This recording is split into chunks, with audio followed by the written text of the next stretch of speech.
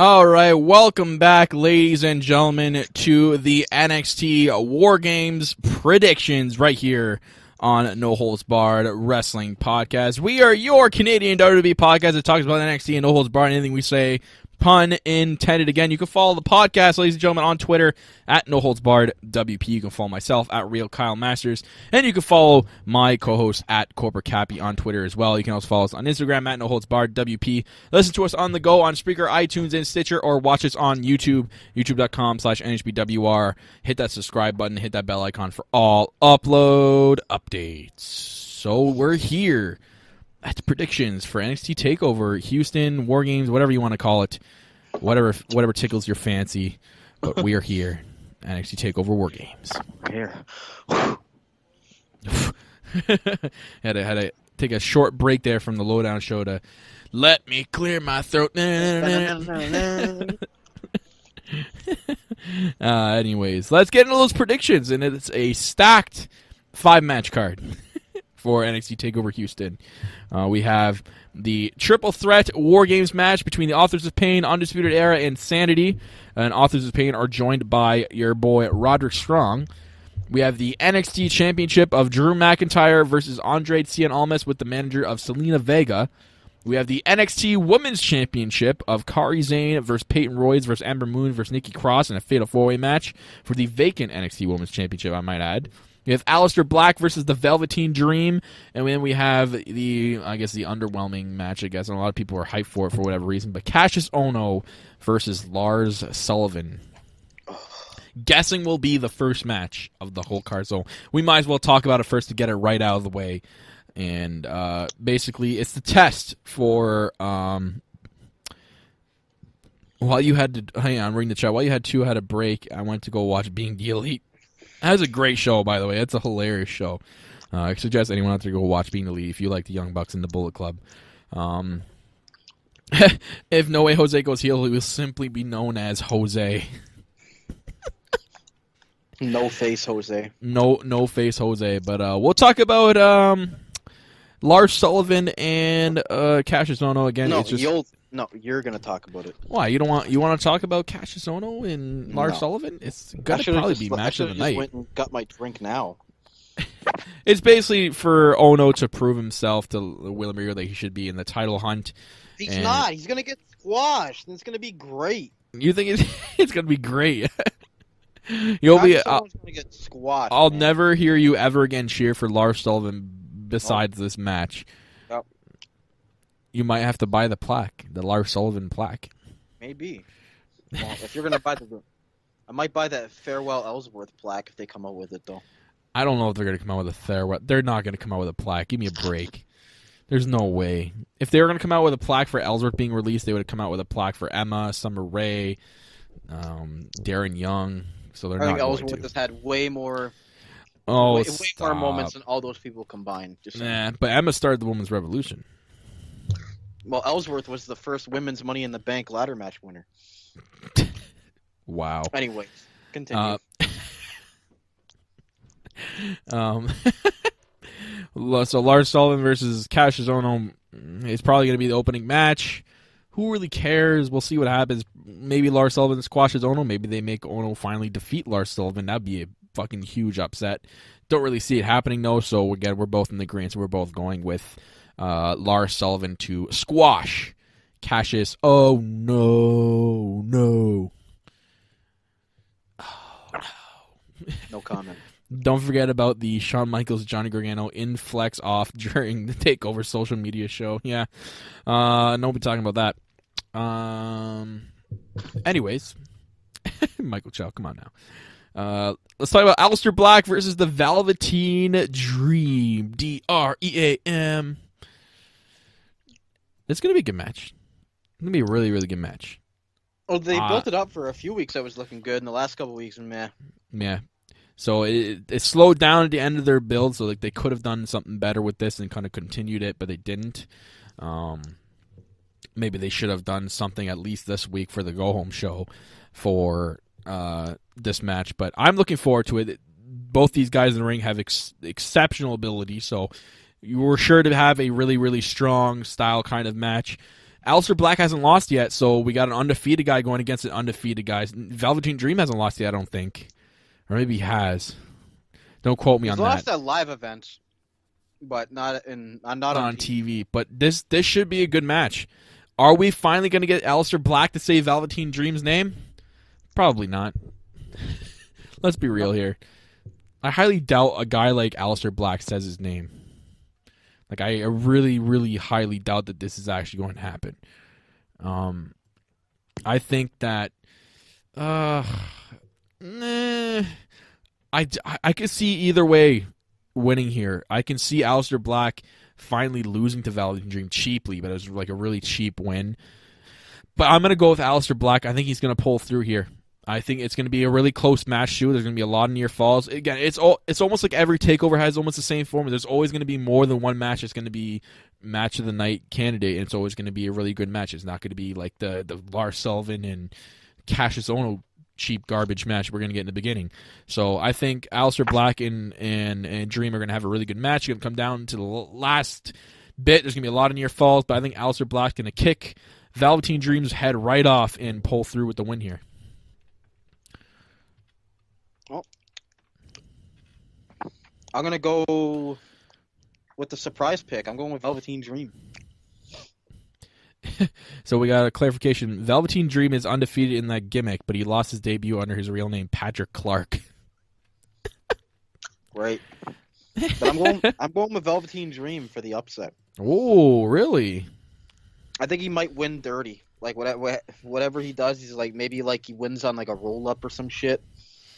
But like I think he's gonna get a cheap win and continue his streak. I think Aleister Black could take a loss here. Now, do you think if that happens, does the feud continue until Aleister Black finally beats Val? So there's a way for this feud to continue. So I think if Black wins here, the feud does not continue. If Dream wins, the feud continues. Yep, I agree, and I think it's gonna continue beyond Survivor Series. I could see that too. What if Aleister Black says Patrick Clark at TakeOver? Greg, you're fucking hilarious. That'll be great. Oh, man. So, anyway, I'm going with him to get a cheap victory over Aleister Black, which won't hurt Aleister Black at all if it's just like a dirty roll-up type win. All right. So we'll get into the Fatal 4-Way match for the vacant NXT Women's Championship, and that is Peyton Royce, Nikki Cross, Ember Moon, and Kairi Sane.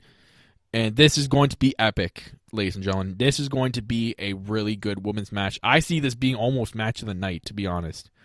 I think this is going to be almost match. I think this might be match of the night. This is going to be good. This women's match is they're going to pull out all the stops, I think.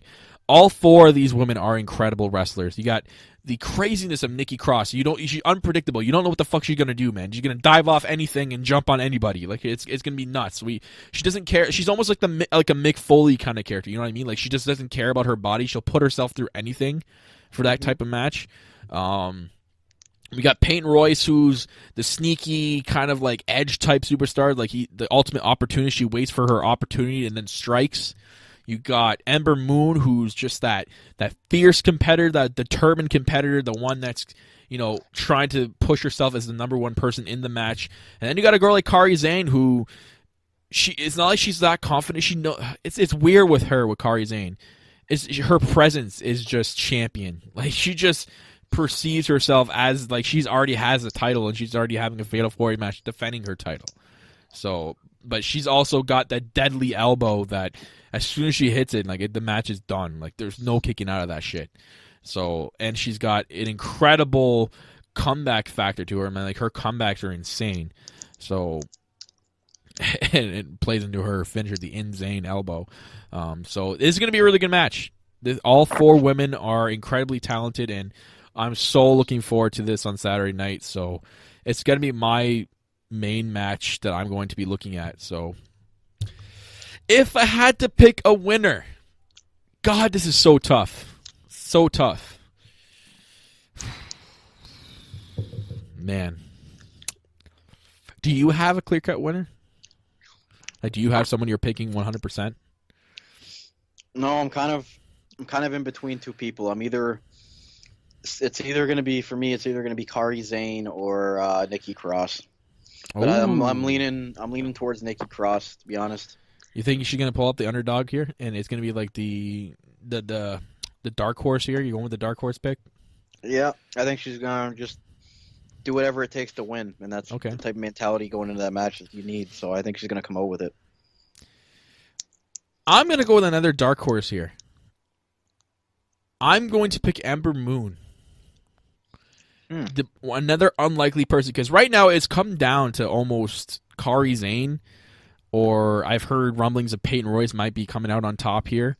I'm going to go with Ember Moon. For some reason, I see Ember Moon coming in like right at the end and pulling off an eclipse on someone, and then that's going to be it. And it's going to be something that's just blown out of the water. It's just going to be people are going to go nuts for. Oh, God. I got to sneeze. It's coming, ladies and gentlemen. It's coming. But Well, I I feel like it makes sense because she was the one that came close to beating Asuka, yeah. but never got it done. Yeah. I So now think, maybe though, she will. I honestly think that you can't take Kairi Sane out of the toe because I'm on the fence with. I'm like literally like 51% Ember Moon, 49% Kairi Sane. It's so close. It's going to be one or the other. But I wouldn't be shocked if Kairi Sane wins because they can do a lot with her as NXT Women's Champion. Like I said, she already perceives herself as a champion, and she has the perfect build for that championship. So we'll see what happens. But you're going with Nikki Cross. I'm going with Ember Moon, 2 dark horse picks here. So we'll see what happens on Sunday, and I'm really looking forward or Saturday. I'm looking forward to it. It's gonna be an awesome match that they've been hyping it up since like the Mae Young Classic ended. So yeah, it's gonna be dope. The women's division is growing really, really strongly in the NXT division. we're gonna have a new champion for the first time in like what, a year and a half? A long time, man. A long time. So this is going to be the new era of the women's division. Is going to have the perfect 20 Peyton Royce. Who said that? Michael Chow? Ooh, yeah. Okay, Glorious Greg. I feel a Tainara Conti sighting during the match for Nikki. Oh. And to cause Nikki the cause Nikki the match. Yeah, my girl Tainara. It causes my pick to lose. Fuck Tainara. Oh, even Michael Chow brings up Shayna Baszler. Because we haven't seen her in a while. Michael Chow's got more creative nonsense than Vince Russo, man. Who knows? Come on, bro. We're gonna have a women's championship on a pole match, bro. And we're gonna put a table on a pole match, bro. Bro, they're gonna have to strip down their lingerie, bro. Bro, that's the only way you're getting views, bro. They gotta be in lingerie, bro. And we're gonna move on to this next match here. And that is the NXT Championship. And that is Drew McIntyre versus Andrade Cien Almas with Selena Vega. You don't want to see this match? I'd rather see Jinder versus Triple H. Why? I'm kidding. Oh, God. I thought you were serious.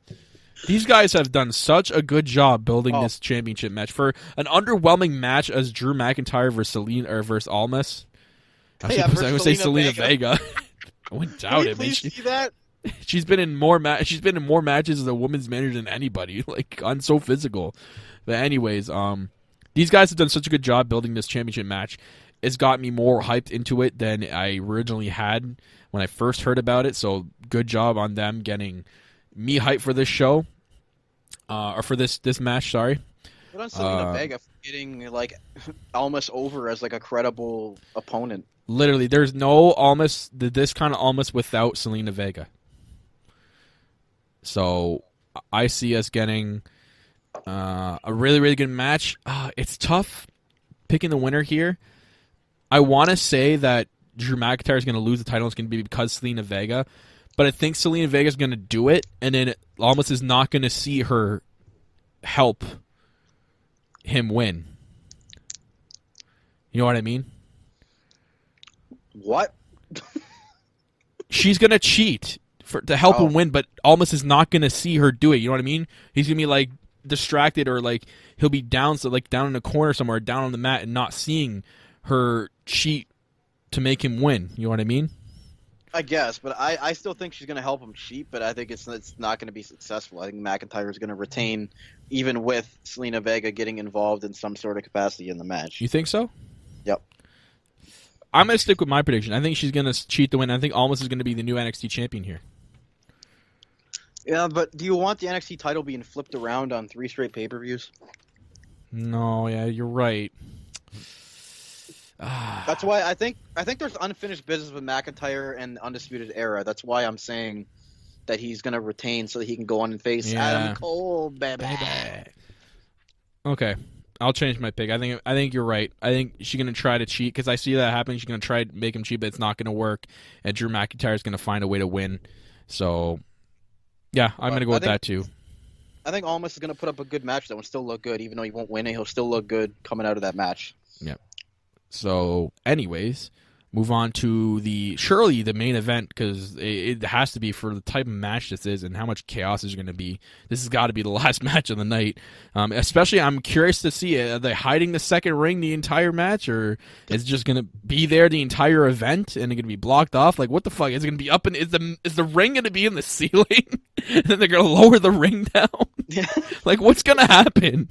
I'm so curious to know what the hell's going to be happening here. But the WarGames match between Authors of Pain and Roderick Strong, the Undisputed Era of Bobby Fish, Kyle O'Reilly, and Adam Cole, baby! And Sanity of Killian Dane. Yep.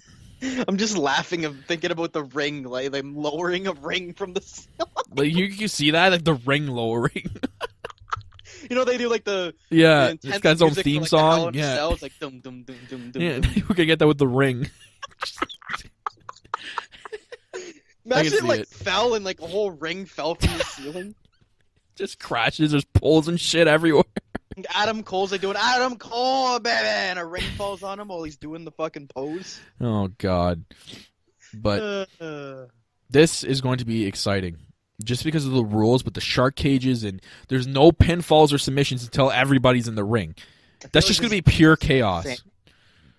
Insanity. I mean, no pun intended, but pun. Anyways, it was said earlier in the chat today, Brandon. Apparently there's going to be no roof to the cage. What is it going to be? So it's basically going to be a steel cage match with 2 rings. Basically. So what is Nikki Cross going to come out with her newly won and jump off the cage? Jump off the cage? Or if she doesn't win, jump off the cage, do a spot. I don't know. It's crazy. So this is going to be insane. You just think about it. It's a never-ending match until everyone's in the ring. Even then, the pinfall's not going to come quick. It's just this is going to be pure, utter chaos. We got to wait a full, I think it's 3 or 5 minutes before someone else gets, and it's random. So you don't know. There could be someone that lets in the ring that's going to have another team's advantage, or you know what I mean? Like, it's going to be crazy to see what happens here and to see who starts the matches. So I'm so pumped for this match, and it's something that we haven't seen before. Like, it's a WarGames match. We've seen WarGames in wrestling before back in WCW, but this is this is NXT's version of WarGames. So pumped for this. I hope this becomes a yearly thing. I only hope if this is a yearly thing if this is successful. This is all going to ride on this match and how successful it is and how good it is. Then I'll judge it on whether they should be having this yearly or maybe once every 5 years. Once every 5 years. But since we're doing predictions here, if I had to pick, I'm going to go with the Undisputed Era. I got a good feeling about these guys, man. I think they're going to be built to be that top faction in NXT and just be dominant, and it's going to lead into the main title picture going forward. So I'm going with Undisputed Era in this one, and it's going to be really tight. There's going to be, I think, some deception with there's something going on with Roderick Strong. We'll see what happens with that, but I'm going with I'm Cole, baby, and the gang. Shock the system. They're going to be the new tag team champs. Well, I'm gonna go. Is this for the NXT? Is this for the NXT titles? I don't know. Maybe. Oh, I guess not, because it's like 6 people or like 3. Because Roderick Strong, Roderick Strong. I still don't understand that pairing with Roderick Strong and Author. It's weird. It's weird. I'm looking at the graphic right now for the video version of this podcast. It's just what the hell, man. But either way, even if it's obviously not for the titles then. So I'm still gonna go with Sanity. Okay. I think they'll continue their dominance as tag team champions, and I think the team of Authors of Pain and Roddy are the ones that get pinned. But I think Undisputed Era needs to still look good, So I feel like they're going to be the team that doesn't get pinned. Okay. They're just going to be the other team. Or I could also see why Undisputed Era would win this match to kind of go over and be like, hey, we're the dominant faction in NXT now. But I just think there's no way in hell that Authors of Pain and Roddy win this match. I'm just so pumped for this match. It's going to be so good. At least I hope it's going to be good. I hope this actually becomes successful and we see this like a yearly thing, because a lot of people are pumped for WarGames, man. When they first announced this, people were losing their fucking minds, because people who lived during that era and watched during the era of WCW loved WarGames. Whenever that pay-per-view used to come around, people loved it. So there was the cringe WarGames matches when they got into the later stages of WCW, like in the 2000s, like early 2000s, where it just didn't make any fucking sense anymore. So, but the early ECW, when they first started doing WarGames, were awesome. So, and that's why it gets a lot of people pumped for this. So, and we haven't seen it in so long. It's going to be NXT WWE version of it. So I can't wait to see what happens on Sunday. So you're sticking with Sanity's pick. I'm sticking with Undisputed Era. Obviously, Authors of Born Rather Strong would be a really dark horse pick if anyone went with them. But Glorious Greg in the chat. Glorious Greg with his NXT debut helps the Undisputed Era win the match by doing a senton onto the Authors of Bore. Okay. Authors of Snore. Authors of Snore. Oh, man. But, yeah, sure to be a awesome, epic weekend. Well, you look wrestling. at the matches they have, the Fatal 4-Way, the War Games match, the NXT title match. Black versus Dream and Ono versus Sullivan, who gives a fuck. And then we get the NXT taping matches. Oh my god, that should have been on. Do you imagine how great TakeOver would have been if that Pete Dunne and Gargano match would have been on over Cassius Ono and That's what I mean. If they, I think if they know that it would overkill Survivor Series and people would fucking say, fuck it, I don't even gonna watch Sunday. This pay-per-view took it all.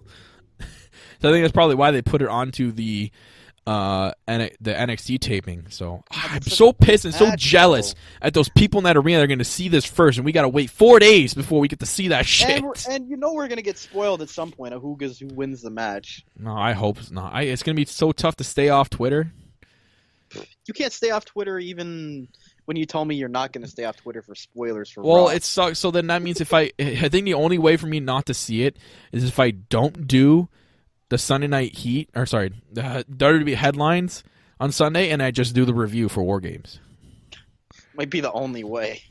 Literally. So I think that's what I'm going to do. I think Sunday is going to be not a headlines, but it's going to be live on Spreaker, and it's going to be the WarGames match, the review. Because I feel like we're not going to want to review Survivor Series because it's going to be way too long to review that shit. No one wants to hear a review. Since the start time is at 7 o'clock, and the pre-show starts at 5. Yeah, no. So it's a 5-hour event. 6 hour. 5 hours. Yeah. No, absolutely not. No. I'm telling everybody that's coming over to watch, I'm telling them, just show up at like 6:30. 6:30, more like 8 o'clock. No, the event starts at 7. Like the actual event starts at 7. Oh, great. Yeah. Joy. Yeah. It's a 4-hour event. Yeah, I'm just going to watch NXT. It's 2 hours. It's going to be great. Tiffany joined the chat late. Tiffany, you just joined late. We're done. Sorry, girl. We're done. Anyways, guys. Dunn or Kevin Dunn? Sure. I don't think we're going to do Survivor Series predictions. I think we need to quickly talk about, the India situation. Oh, yeah. Since I'm not going to be doing the headlines now on Sunday. Guys, if you don't know, WWE Live was supposed to be going to India for 2 days. 2 days, and guess what? They canceled one event, if you didn't know. Shocker. And you want to know what the reason why was? Get this. They didn't have enough ticket sales because Jinder was the head guy in India. And you're fucking telling me this guy's your WWE champion. I have a picture on my phone, ladies and gentlemen. I'm going to show you right now. As to why the reason is, for you guys watching the video version of this podcast, if you're not, please tune into this part, because you're going to laugh. I have a picture as to the reason why Jinder Mahal will never be over in his own country of India. And here it is. This is coming right from India, you guys. This is a bus in India, and you can see all the Indian people on their bikes riding by the bus. That is Roman Reigns on the back of that bus in full color, huge Roman Reigns in India.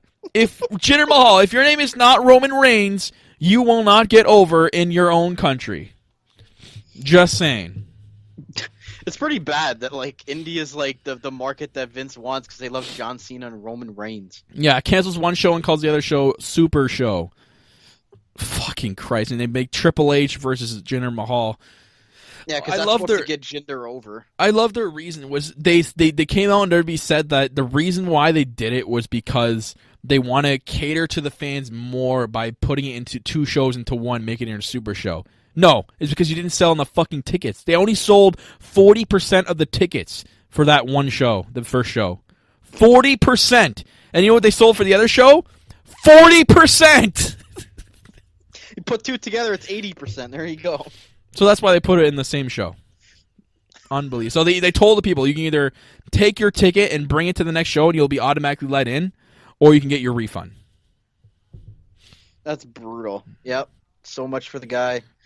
That the whole reason for him to win the title was the whole Indian thing. So I honestly think right now they're stopping anything on anything Jinder going forward now. Nope, he's gonna win the title back in India. No, he's not. He's not. He's not. He's facing Triple H. He's not facing for the championship. Yeah. Damn it! Come on, Jinder. Don't say damn it, Jinder. He's not going to be champion. It's over. It's done. Game over. We're gonna get. I hope they get the wheels in motion now to start for AJ Styles Nakamura for the championship. We'd rather see that because now that we have our WrestleMania tickets bought, I'd rather see that at WrestleMania. And guys, yeah, we bought our WrestleMania tickets. We got such good tickets. We were scared because for the price that we paid for these tickets, we thought we were gonna be way up in the 600s, way at the back, having to watch the show on our phones because we couldn't see shit. But we're on the 300s. We moved 3 levels down for the same price. Yes. Everybody's got a price. So we're going. It's official, man. It feels real now.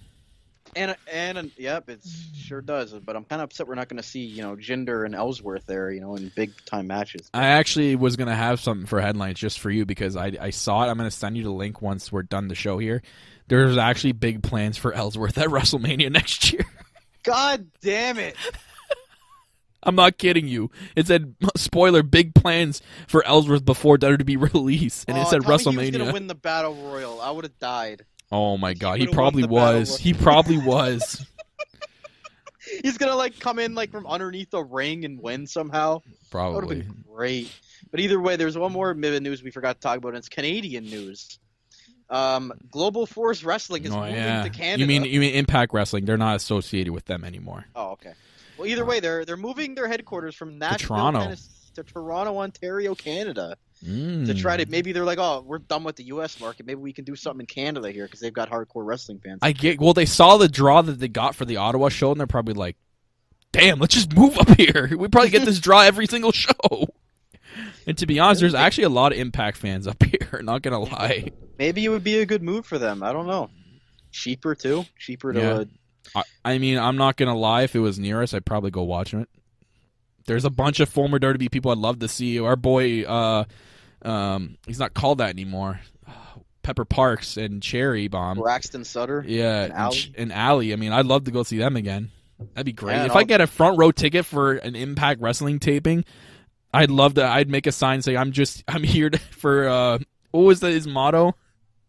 Sex, weights, and protein. Sex, weights, and protein shakes. I'm sure you acknowledge me. But yeah, I mean, TNA's actually been doing okay booking lately. It's been all right with their event in Ottawa. The whole Del Rio promo that he had. I mean, that event was pretty good, man. They had this 6-man match, and Petey Williams, man, he looks better than ever. He's back. So isn't your boy Moose in there too? Yeah, Moose. He faced Bobby Lashley in some cage match. I didn't really watch that. Oh my god, that's probably the stiffest match of all time. But the thing I like with Impact Wrestling is they let their wrestlers, they give them more freedom in the ring than WWE does. That's the only thing I can give them props for. So,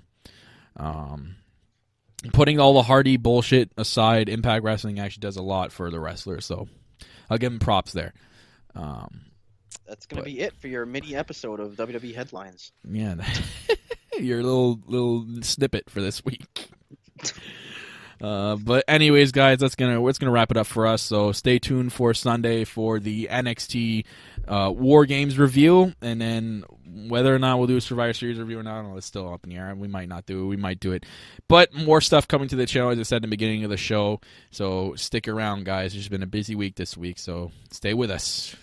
We know you love us out there, and we love you back. But that's going to wrap it up for the NXT review and the TakeOver prediction show right here on No Holds Barred Wrestling Podcast, your WWE Canadian podcast that talks about NXT and No Holds Barred, anything we say. Pun intended. You can follow the podcast on Twitter again at No Holds Barred WP. Follow myself at Real Kyle Masters. My co-host at Corporate Cappy. You can follow us on Instagram, No Holds Barred WP, all one word. If you want to listen to us on the go, Spreaker, iTunes, and Stitchers, where you can listen to us, and make sure you go follow those platforms. Spreaker is an awesome podcasting app. It's all available for Android and Apple devices. Make sure you download that, and you can chat with us live in the chat while we are doing the show. If you want to watch the podcast, youtube.com/NHBWR is where you can find us, and hit that subscribe button, that bell icon for all upload updates. I'm your host, as always, the self-proclaimed greatest host, Kyle Masters, and I'm always joined by my co-host. He's the blissful boss, Mr. Corporate himself, Corporate Cappy. Duh. Yeah, I gotta get that done in memory of Ellsworth.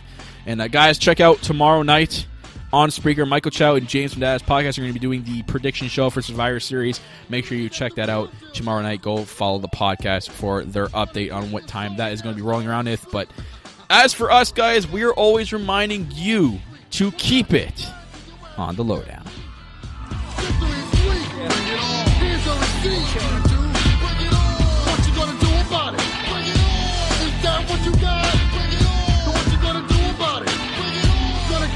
Sorry ass, but what you gonna do?